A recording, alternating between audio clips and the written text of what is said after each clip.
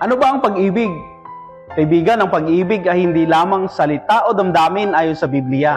Ito ay isang katotohanan na mula sa Diyos mismo. 1 John chapter 4 verse 8. Ang Diyos ay pag-ibig. Ibig sabihin, ang pag-ibig ay hindi lamang isang katangian niya, kundi siya mismo ang pag-ibig. 1 Corinthians chapter 13.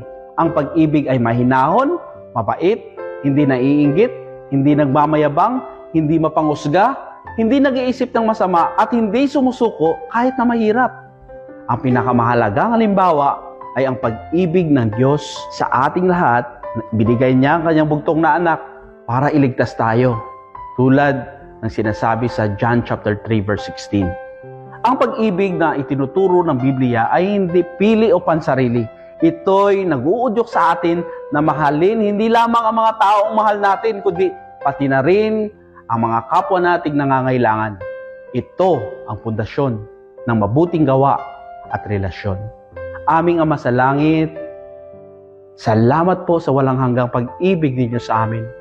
Turuan niyo po kami na mahalin kayo ng buong puso at mahalin din ang aming kapwa gaya ng pagmamahal ninyo sa amin. Sa pangalan ni Jesucristo, aming hinihiling.